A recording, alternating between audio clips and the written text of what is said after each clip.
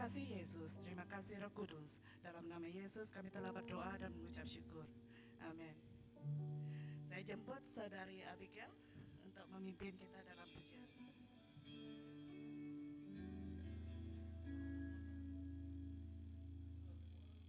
Thank you. Okey, selamat pagi semua. Shalom. Siapa yang merasa suka cita, lambaikan tangan. Okey.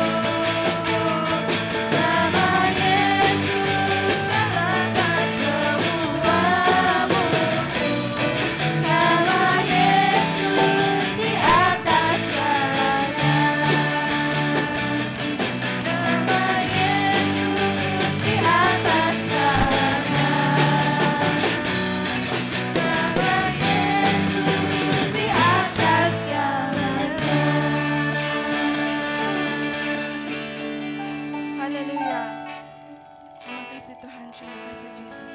Terima kasih Roh Kudus atas kasih setiamu Bapa. Engkau telah mengiringi kami hari ini ya Bapa. Biar Engkau terus menyertai kami Tuhan. Engkau terus memberkati setiap hati kami di sini ya Bapa. Haleluya Yesus. Haleluya Roh Kudus. Haleluya Yesus.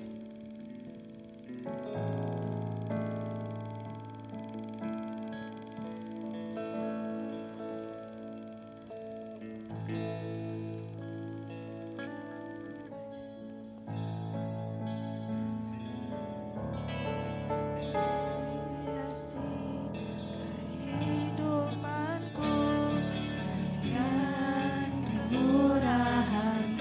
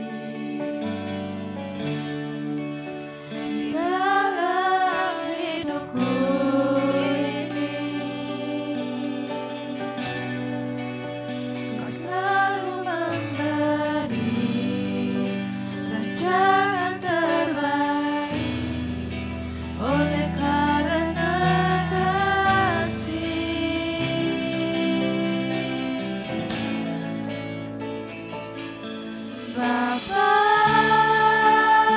sentuh hatiku, ubah hidupku menjadi yang baru, bagai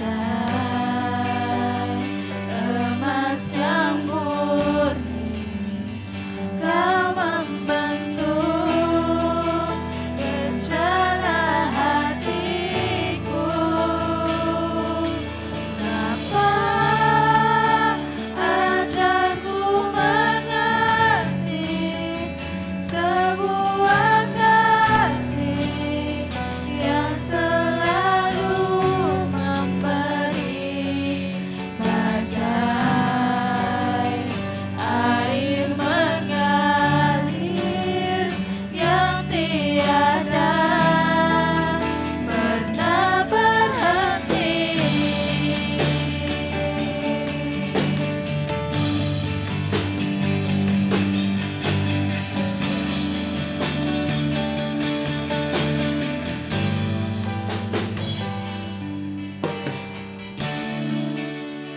Betapa ku mencintai segala yang telah terjadi. Tak pernah sendiri jalani hidup ini, selalu menyertai.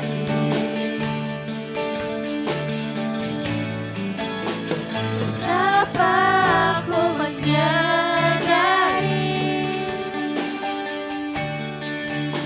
di dalam hidupku ini, Kau selalu memberi rancangan terbaik oleh karena kasih.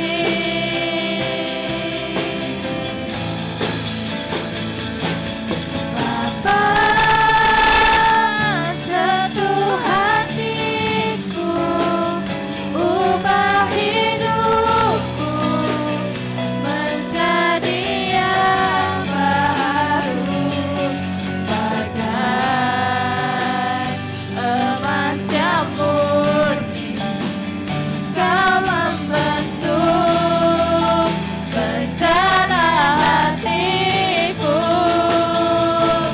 Bapa, ajarku mengerti sebuah kasih yang selalu memberi, bagai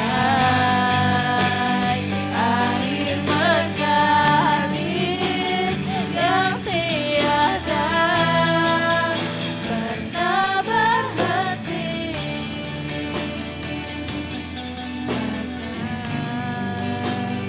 air mengalir yang tiada pernah berhenti.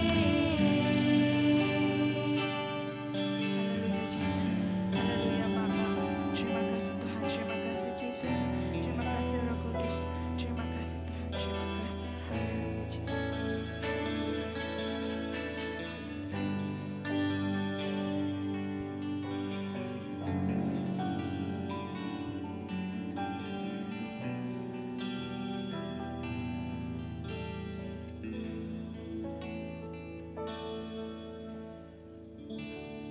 Oke, kita akan memberi persepuluhan.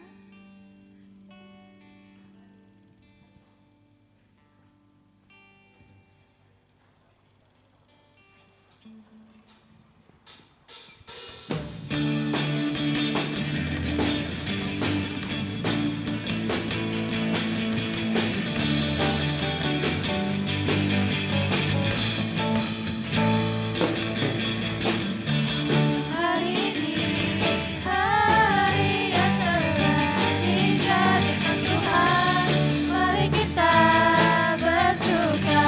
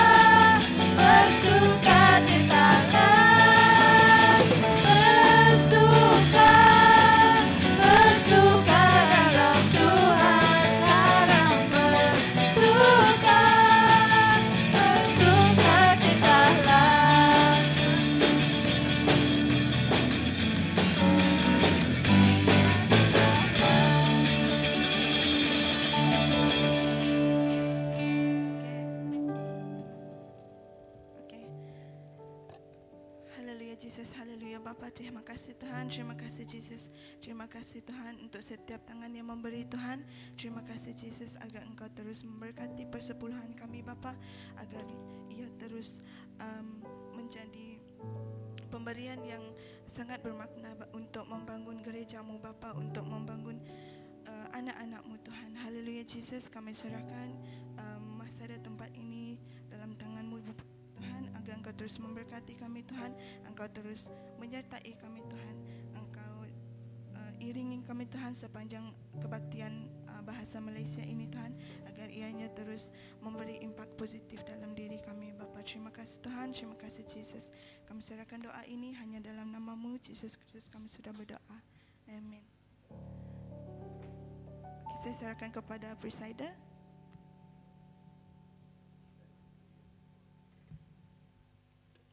Oke, terima kasih kepada Abigail dan tim dia. Oke, sekarang saya jemput Sister Ripe untuk berkongsikan firman Tuhan dengan kita pagi ini. Silakan.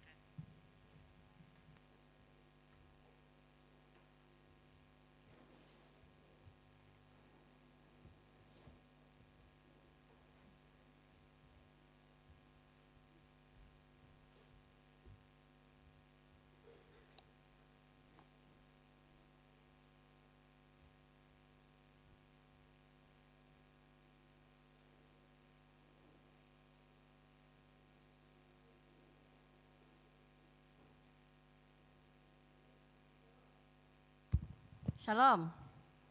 Shalom semua. Oke.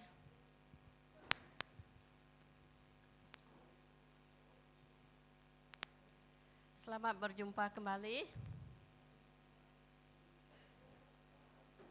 Selamat pagi. Sudah bersedia? Kalau sudah bersedia, mari kita berdoa. Tuhan Yesus, kami serahkan masa ini Tuhan ke tangan Engkau, biarlah Roh Kudus-Mu memimpin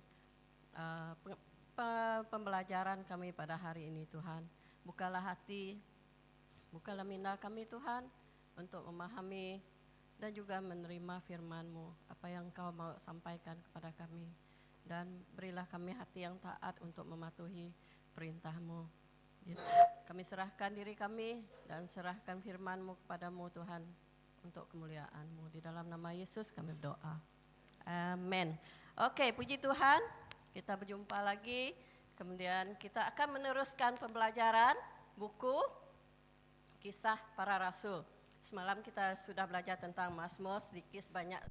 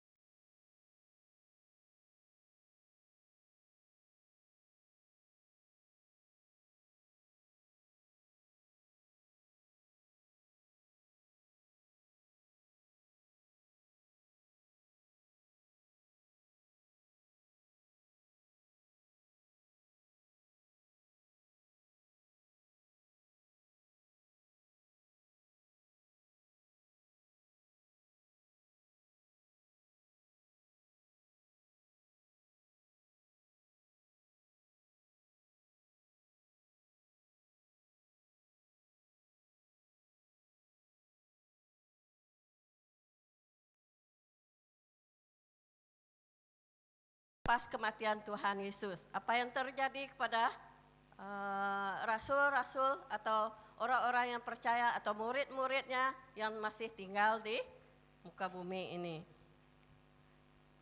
Bab 1 mengisahkan tentang kenaikan Yesus dan juga pemilihan Matias.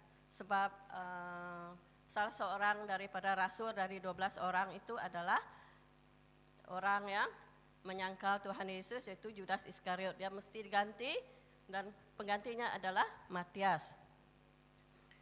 Kemudian ada satu ayat yang menjadi nadi di dalam Kisah Para Rasul yang akan membentuk permulaan dan sampai ke hujung buku Kisah Para Rasul, itu ayat yang ke-8, bab 1 ayat 8. Coba kamu lihat dan kamu boleh baca.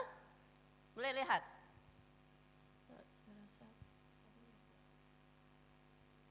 Oke, next slide. Kisah Para Rasul bab 1 ayat 8.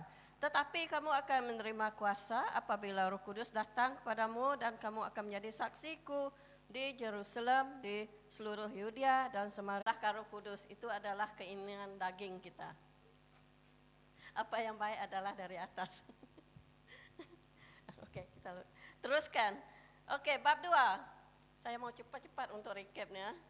Bab 2 mengisahkan tentang pembaptisan Roh Kudus. Datangnya Roh Kudus ke atas semua murid dalam bentuk masa itulah. Tetapi mungkin sekarang kita tidak melihat dalam bentuk lidah api yang di atas tiap seorang. Mungkin kita tidak melihat. Itu adalah special untuk para murid ya pada masa itu. Kemudian seterusnya kita melihat pada bab 3.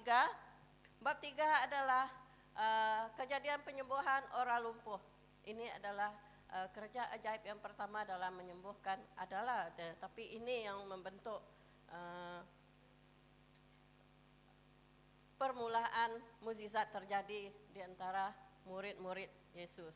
Dulu kan Tuhan Yesus yang melakukan ajaib menyembuh orang kan. Sekarang adalah pergi kepada murid-muridnya, yaitu pertama ini adalah Petrus dan Yohanes. Orang ini adalah orang yang lumpuh selama 40 tahun. Dia lumpuh sejak lahir. Dan sekarang umurnya lebih dari 40 tahun. Dan Tuhan dapat melakukan apa yang tidak dapat dilakukan manusia. Oke, seterusnya kita pergi ke bab 4. Penahanan Petrus dan Yohanes. Gara-gara mereka dua orang ini menyembuhkan orang lumpuh tadi, mereka ditahan. Mereka dipenjara, mereka dibicarakan. Kita pun tidak tahu mengapa kita hendak membantu orang yang memerlukan bantuan, tetapi orang yang memberikan bantuan pula yang dihukum. Itu ada pembelajaran dia telah kita kupas masa itu. Oke, kita pergi ke bab 5. Bab 5 mengisahkan yang paling populer cerita adalah antara suami istri Ananias dan Safira. Kamu tahu cerita dia? Oke, semua orang menjual rumah, menjual tanah mereka, menjual harta benda mereka. Kemudian dia bagi kepada para rasul dan duit itu akan dibahagikan di antara semua jemaat-jemaat yang memerlukannya. Tibalah dua orang ini, mereka memang kaya, mereka menjual apa saja harta mereka dan mereka bawa hasil jualan atau duit kepada rasul. Dan mengatakan, wah inilah dia semua hasil jualan saya. Daripada rumah ke tanah, ke binatang, ke harta benda, emas, ini dia jumlahnya. Kemudian Petrus tanya, adakah ini semuanya? Ya, tetapi Petrus tahu mereka tidak menyerahkan semua karena mereka menyimpan setengah daripada hasil yang telah dijual mereka simpan. Tapi mereka mengatakan yang diberikan pada rasul itu adalah seluruhnya. Itu bermaksud mereka berbohong. Tetapi Petrus mengatakan mereka tidak berbohong kepada Petrus, tetapi kepada siapa? Kepada Roh Kudus. Dan hukumannya adalah mereka mati serta merta. Wah, hebat. masa itu memang hebat. Kalau sekarang ini terjadi, aku rasa tak ada lagi orang di dunia ini. Tetapi syukur sebab kita hidup di bawah anugerah dan kasih Tuhan. Oke, di sini juga dikisahkan tentang mukjizat orang yang sakit disembuhkan, orang rasul, roh-roh jahat juga disembuhkan. Kemudian para rasul dianiaya. Inilah dia permulaan penganiayaan di antara orang-orang yang percaya. Mereka dipenjarakan, tetapi Tuhan tetap memerhatikan mereka. Pada pertama ini malaikat datang membantu mereka. Oke, teruskan bab 6. Bab 6 adalah pemilihan diaken dan penangkapan Stefanus. Oleh kerana terlalu banyak orang, maka 7 dekan ini dipilih untuk membantu para rasul, untuk melayani antara jemaat. Dan kita melihat penangkapan Stefanus. Stefanus adalah salah seorang daripada dekan ini. Dia ditangkap, kemudian kita melihat pada bab 7, Stefanus dihukum mati. Next slide. Ini ada pengajaran tentang Stefanus, bagaimana walaupun dia, kalau kita baca cerita dekat bab 6 dan bab 7 tentang Stefanus, kita akan tahu bagaimana iman dia kepada Tuhan. Oke, seterusnya kita pergi ke bab 8, kita teruskan. Bab 8 sudah penganiayaan dan penyebaran Injil. Penganiayaan dan penyebaran Injil sering kali beriringan jalan. Mereka berganding tangan. Dengan adanya penganiayaan, penyebaran Injil akan terus berlaku. Sebab penganiayaan tidak dapat menyekat penyebaran Injil. Sebab dari penganiayaan, iman-iman dapat dikuatkan, dan kita melihat dari mula sampai akhir penganiayaan memang seiring dengan penyebaran Injil. Di situ ada penganiayaan, penyebaran Injil semakin kuat di situ. Banyak kesaksian, walaupun sampai sekarang pun, dulu kita mendengar bahwa di negeri Cina banyak penganiayaan untuk orang Kristen. Dan hasilnya adalah banyak orang Cina menjadi orang Kristen. Oke, seterusnya kita pergi ke bab 9, yaitu pertobatan Saulus. Baca saja. Oke. Dan kemudian ini adalah detik permulaan Injil kepada orang yang bukan Yahudi. Di bab 1 hingga bab 9 kita melihat bahwa orang Yahudi adalah fokus Injil. Kemudian selepas pertobatan Saulus, apa Saulus kata? Dia dipanggil untuk melayani orang yang bukan Yahudi. Dia akan menginjili orang Yahudi bermula dari bab 11 kah? Bermula dari bab 10 ini, fokus sekarang adalah Injil kepada orang yang bukan Yahudi. Orang Yahudi masih, tetapi sekarang sudah diperluaskan, sudah dikembangkan kepada orang bukan Yahudi. Apa yang dimaksudkan orang yang bukan Yahudi? Orang yang bukan Yahudi lah. Siapa orang Yahudi di sini? Tak ada kan? Maksudnya kita adalah orang bukan Yahudi, orang Cina, orang Amerika, orang Barat, orang India, siapa lagi? Orang Malaysia, orang Brunei, orang Indonesia, semua itu bukan orang Yahudi. Tetapi mereka diterima di dalam kerajaan Allah oleh karena Tuhan Yesus. Oke, sekarang kita sudah sampai kepada bab 10. Ini yang saya akan bawakan kepada kamu sekarang. Bab 10. Dalam bab 10 ini, kisah para rasul, watak utamanya adalah Petrus dan Cornelius.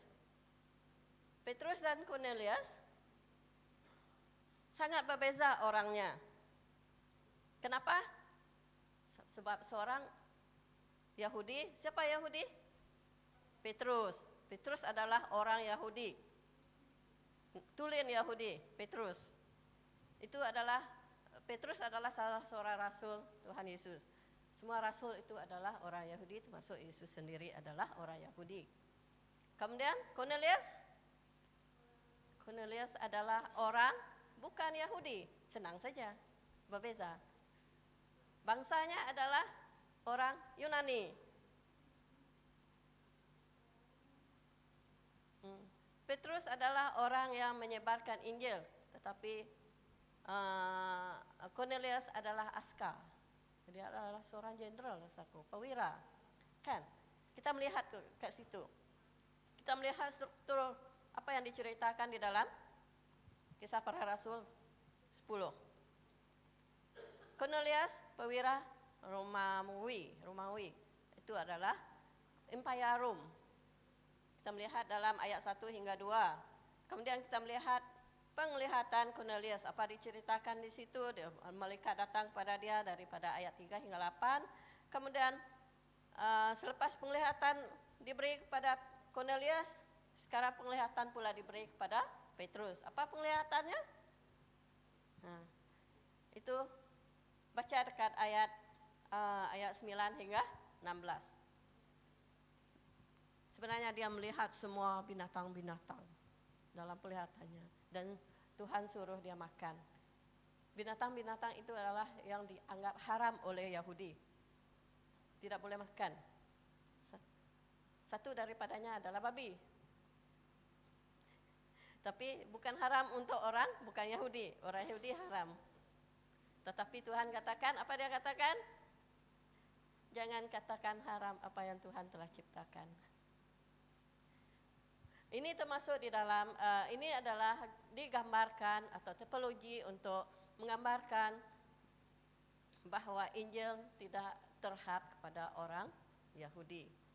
Injil adalah untuk semua. Oke, seterusnya mana tadi? Kita melihat panggilan Roh Kudus, yaitu Petrus, Petrus pergi berjumpa dengan Cornelius. Sebab ada utusan untuk mengambil Petrus tadi. Kemudian seterusnya, next. Yang kelima adalah pertemuan di rumah Cornelius. Petrus pergi ke rumah orang bukan Yahudi. Mana boleh orang Yahudi pergi ke rumah orang bukan Yahudi? Tidak boleh pergi. Makan bersama pun tidak boleh. Tetapi ini adalah arahan Tuhan. Dua orang yang sangat berbeza. Dua orang yang tidak boleh bersama dijumpakan, ditemukan. Apa ayatnya? Apa perkataan yang disatukan? Atau apa lagi? Yang pakar bahasa. Dua orang disatukan. Kalau disatukan macam orang kawin pula. Kawinan itu boleh dikatakan dua perkara yang sangat berbeza, dua orang yang sangat berbeza. Oke, seterusnya kita melihat kepada macam mana ceritanya. Datanglah Petrus ke rumah Cornelius, kemudian Cornelius menyambut Petrus. Itu adalah dari ayat 21 hingga 27. Kemudian Petrus memberitakan Injil. Dia menceritakan tentang Yesus kepada Cornelius dan seisi rumahnya. Sebenarnya Cornelius dia memang orang yang menyembah Allah, tapi dia tidak mengenal Yesus.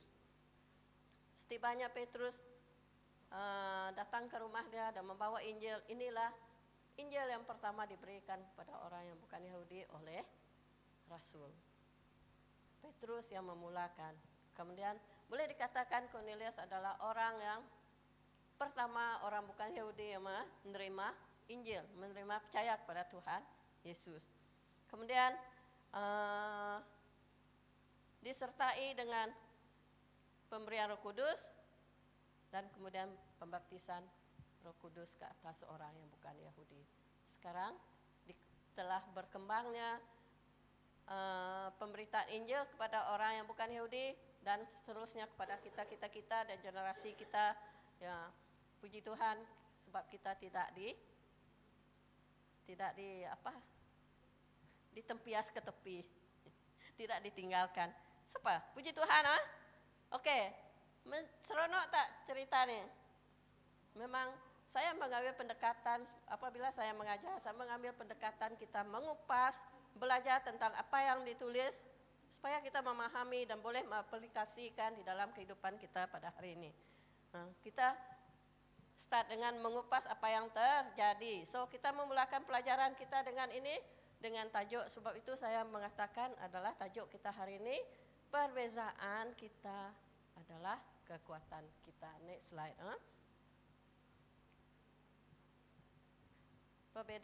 Perbezaan itu hampir sama.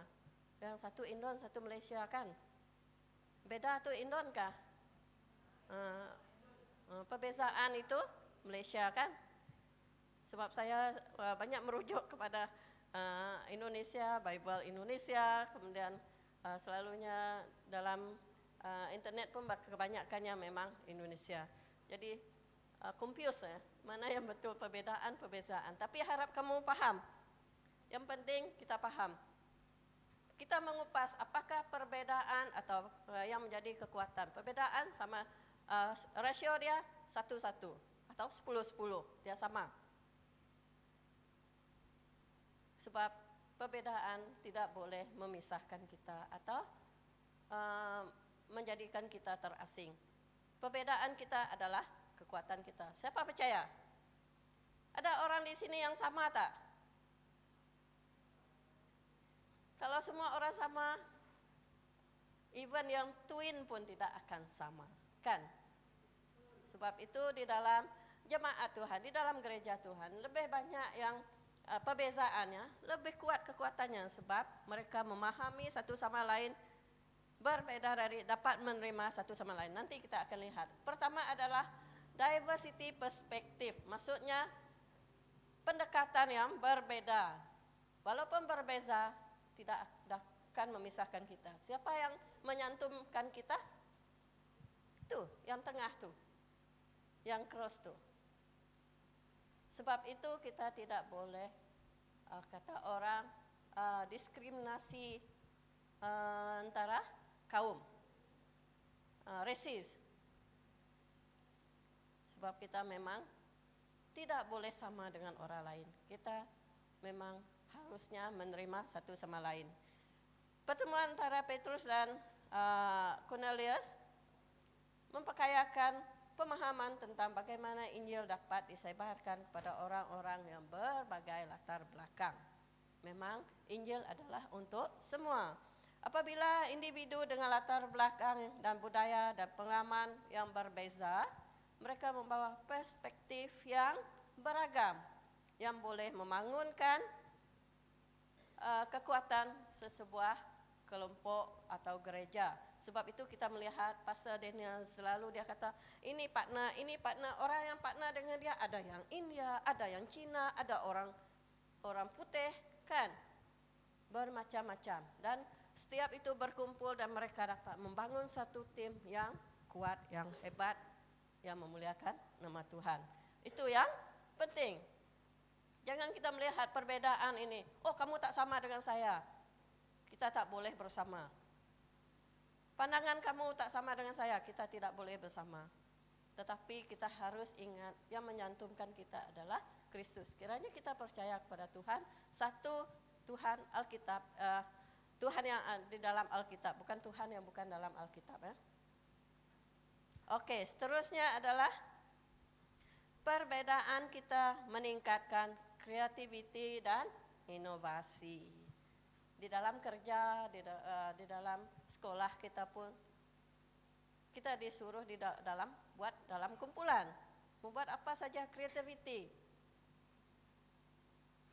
Kita disuruh melakukan sesuatu.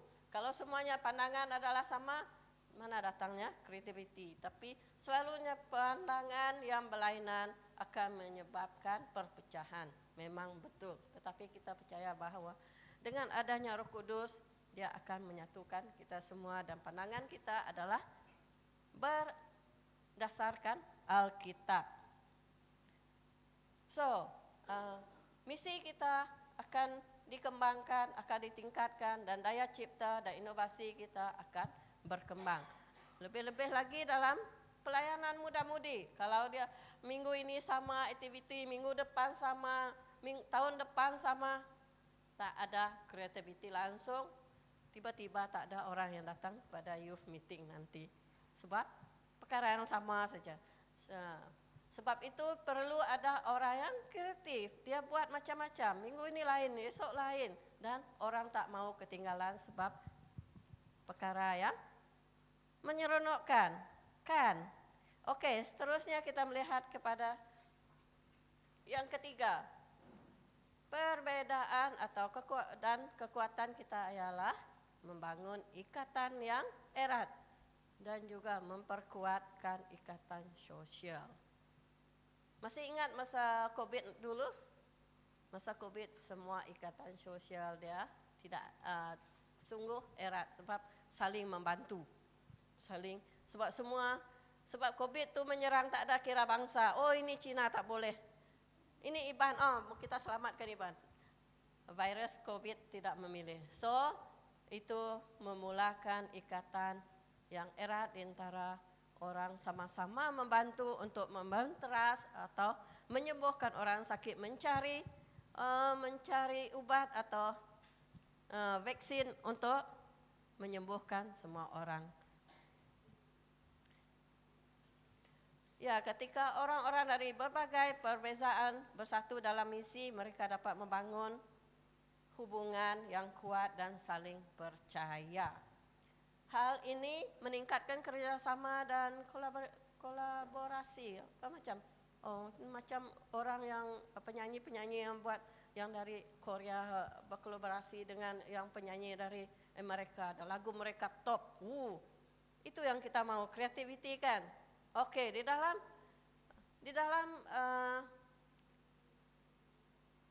kehidupan Kristen kita pun harus macam tu kan. Kita melihat penyanyi-penyanyi dari Amerika, penyanyi rohani dan penyanyi-penyanyi dari Indonesia. Wah, dengan Sydney berkolaborasi dengan penyanyi dari Amerika dengan siapa tu? Mereka menyanyikan lagu rohani. Wah, top. Sungguh hebat. Sebab kreativiti mereka sudah meningkat. Mereka di level yang lain lagi, bukan level kita yang tidak berkolaborasi ini. Oke, seterusnya ini adalah untuk membuka minda kita kemana perbezaan dan kekuatan ini membawa kita. Oke, seterusnya yang keempat ialah menjadi saksi kasih Allah yang universal. Maksudnya kita menggambarkan kasih Allah pada semua orang kan. Allah adalah universal. Kasihnya pun universal. Apa maksud universal? Seluruh bumi lah, cakrawala lah kan. Oke, terus kita menggambarkan dan satu lagi adalah kita mewakili kasih Allah. Orang tak dapat melihat Allah kan. Orang melihat kita yang percaya kepada Allah. Dan kita adalah wakil dia. Semua wakil, duta. Satu perkataan itu duta kasih Allah. Ya, pemberitaan Injil kepada Cornelius menunjukkan bahawa Allah tidak membedakan orang dan melalui perbezaan ini gereja dapat menunjukkan sifat universal daripada Tuhan Yesus. Betul tak? Itu kasih Kristus. Oke. Kelima, banyaknya, sabar. Masih ingat dari yang nomor 1 tadi? Saya nak potong ini ketiga, tapi tak apalah, saya teruskan biar kamu pikiran kamu mengembangkan pemikiran kamu, yaitu pengembangan pemimpin yang beragam atau yang berbeza, yang berbagai lah. Peningkatan pemimpin dari berbagai latar belakang, pembinaan pemimpin dengan berbagai perspektif. Ini kita dapat mencari pemimpin-pemimpin.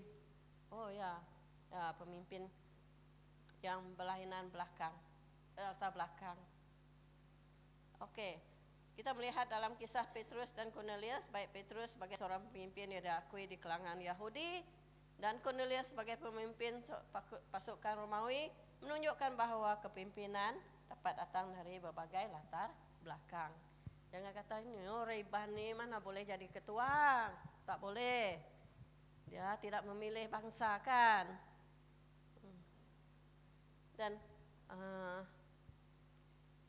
kita semua boleh menjadi pemimpin, tak kira dari latar belakang.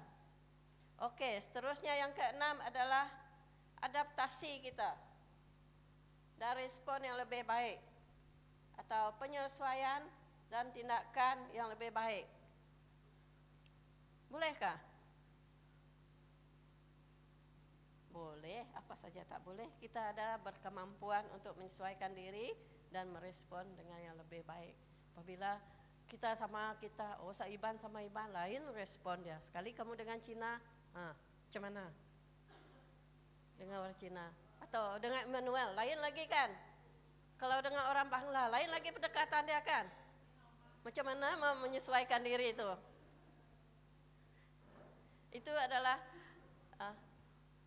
berlainan orang kita akan sampai ke level yang satu lagi itu adalah akan respon kita akan lebih baik. Mula-mula kita dengan Cina yang kita selalu lihat oke. Kemudian dengan orang yang tak pernah kita lihat, kita sudah mula berlatih. Macam itulah. Tiba-tiba kalau saya ditikam pergi Bangla, memang saya tak boleh kan, sebab saya tak dilatih dari mula-mula nih untuk bergaul dengan orang nih, orang lain bangsa nih dengan saya. Nah, saya terpaksa dengan orang Cina dulu, dengan Melayu dulu, yang biasa dengan kita. Kemudian kita mengembangkan lagi penyesuaian dan kemampuan kita bertambah. Oke, last kali adalah yang ketujuh. 7 perkara yang kita belajar tentang perbezaan kita, kekuatan kita adalah mencipta kesempatan untuk pertumbuhan kita bertumbuh. Jangan perbezaan membantutkan kita, itu adalah salah. Sudah salah tuh. Bekerja dengan orang-orang yang berbeza memungkinkan individu itu belajar dan bertumbuh. Betul tak? Oke, ada orang sokong saya. Setiap orang dapat memperkayakan iman dan pemahaman satu sama lain melalui pengalaman dan tradisi masing-masing. Sebagai contoh tadi, pertemuan antara Petrus dan Cornelius tidak hanya meluaskan pemahaman Petrus tentang misi Allah, tetapi juga memberi kesempatan untuk orang yang bukan Yahudi menerima Injil. Oke, ada 7 perkara manfaat kita daripada perbezaan kita. 7 perkara yang menjadikan perbezaan itu kekuatan kita. Oke, sekarang sampai kepada aplikasi dia. 7 perkara juga aplikasi dia. 7 perkara kita belajar tentang perbezaan kekuatan kita, 7 perkara aplikasi kita. Ingat 7 lengkap.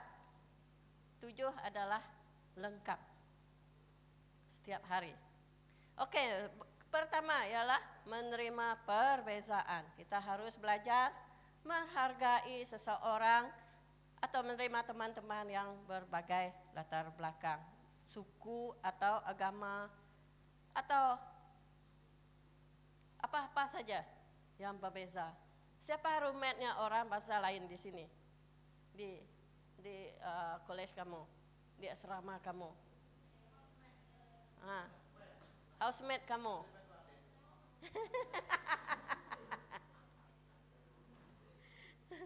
Bagaimana kamu menyesuaikan diri dengan dia kalau sudah roommate tuh? Kita harus belajar menerima dan menghargai. Yang menjadi ikatan adalah kasih Kristus. Tanpa kasih Kristus memang tak dapat menerima orang yang berbeza daripada kita. Apalagi kalau seorang yang yang sangat cermat dengan barang dia, susun betul-betul dia punya barang, tidak berselera. Sekali dia punya teman tuh, housemate tuh, seorang yang selekeh. Sakit jiwa tuh, mental torture tuh. Kalau tidak gaduh bersama, memang dia orang tak mau bersama lagi. Tetapi bagaimana kita harus menangani masalah yang simpel seperti itu. Itu adalah perkara yang simpel, tetapi menjadi satu duri di dalam kita. Oke, yang kedua adalah mengatasi prasangka. Maksudnya jangan cepat menghakimi dan juga prasangka kepada orang lain. tiba-tiba menyangka orang itu ini, oh dia pencuri, dia yang mencuri saya punya pen tadi, tanpa usul periksa. Oke, sebagai pengikut Kristus, pandanglah orang lain dengan kasih dan terimalah seadanya. Wah, senang nak sebutkan, nak praktikkan itu, aduh. Oke, kita semua ada Roh Kudus bantu kami, tolong kami. Itu saja yang dapat membantu kita. Kita berdoa Roh Kudus untuk membantu kita. Memang itu yang harus kita lakukan. Sebab tiap hari orang selalu mengatakan kasih Kristus, kasih Kristus. Kita nak aplikasikan, nak kerjakan itu, aduh, bukan senang. Sebab semua perkara memang tidak senang. Sekiranya kita tak ada keinginan untuk melakukannya.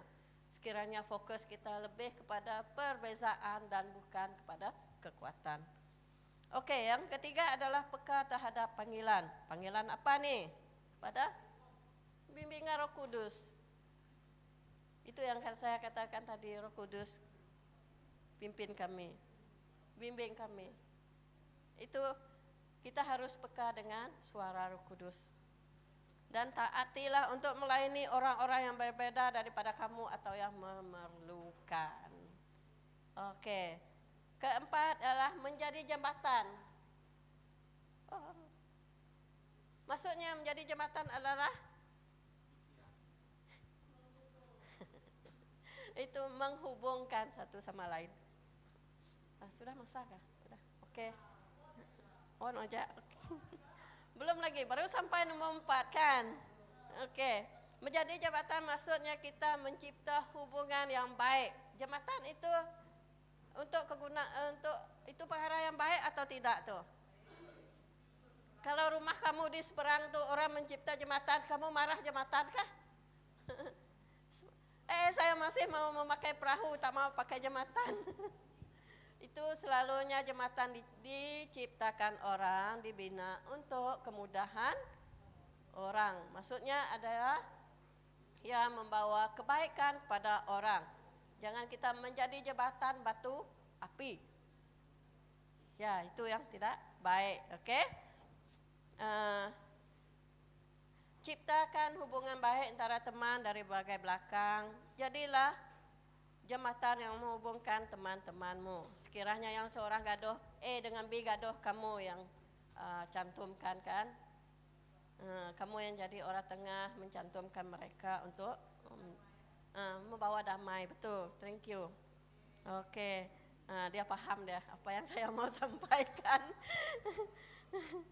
Oke, dan membangun persatuan dan saling mengerti satu sama lain. Oke, nomor 5 kita teruskan menyebarkan kasih Kristus. Itu yang kita katakan tadi adalah kita menjadi wakil. Kita mengambarkan kasih Kristus kepada universal, orang yang di seluruh di sebelah-sebelah kita. Tak payah kita pikir jauh-jauh, yang di sebelah tuh, yang selalu gaduh dan yang selalu gaduh dengan kita sebelah tuh.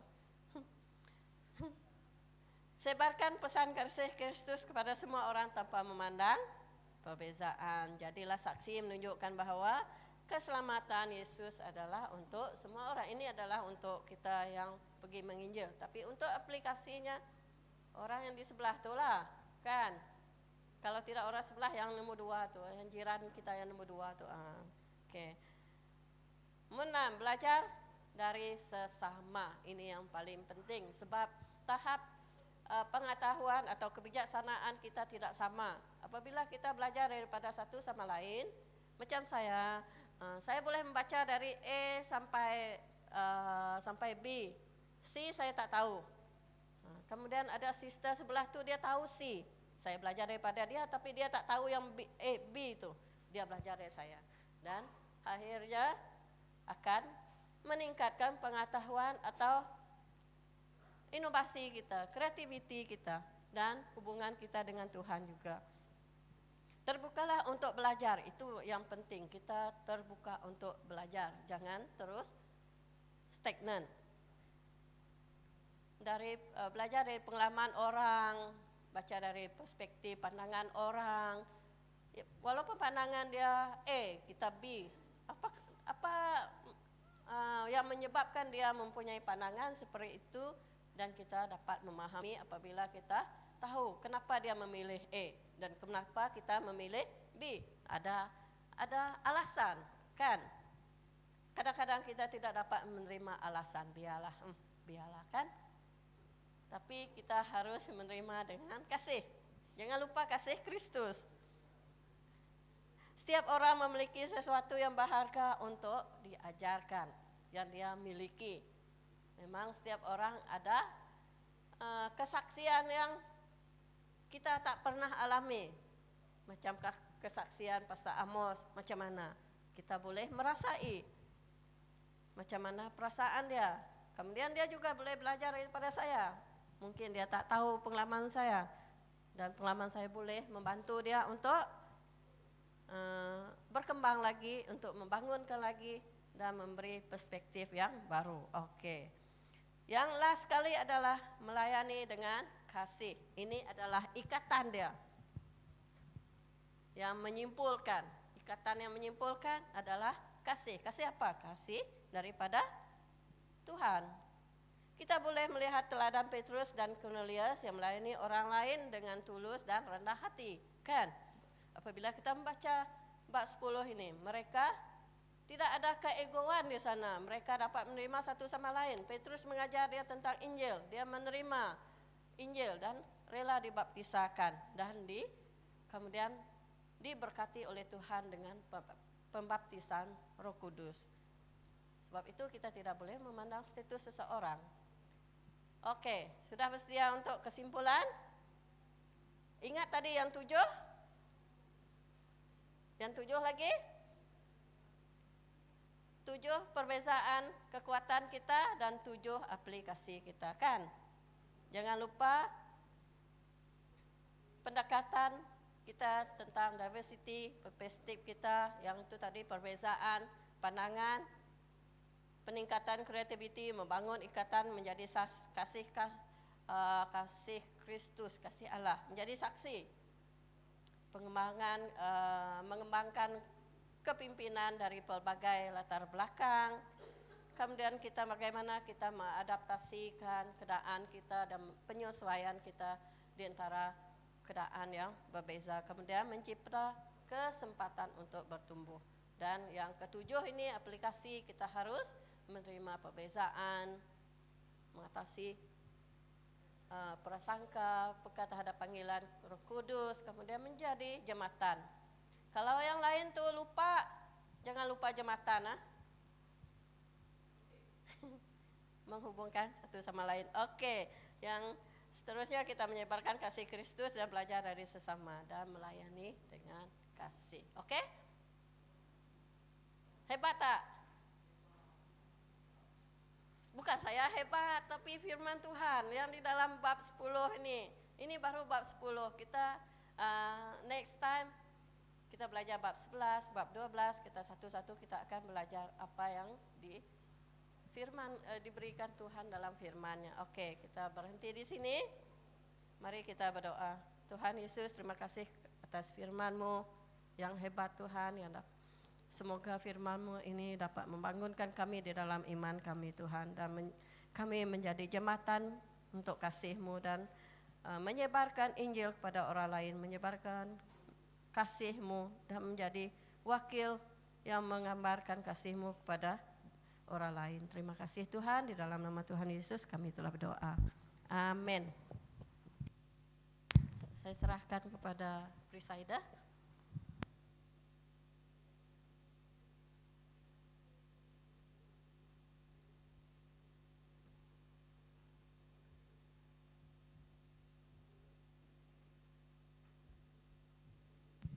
Oke, terima kasih kepada Sister Epi atas perkongsian firman itu tadi.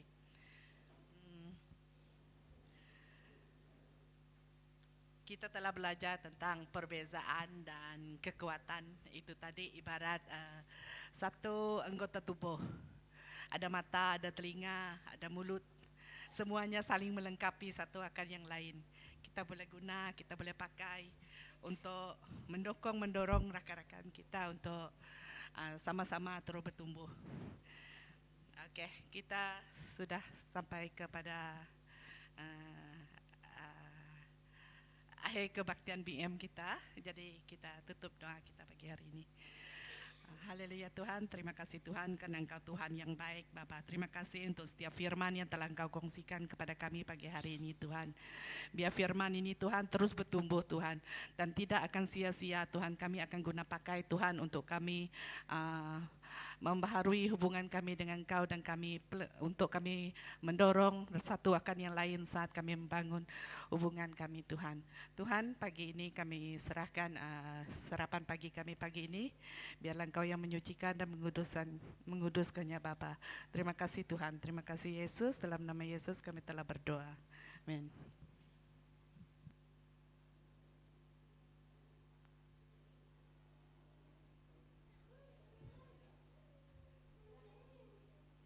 Silakan minum, ada kue di sana.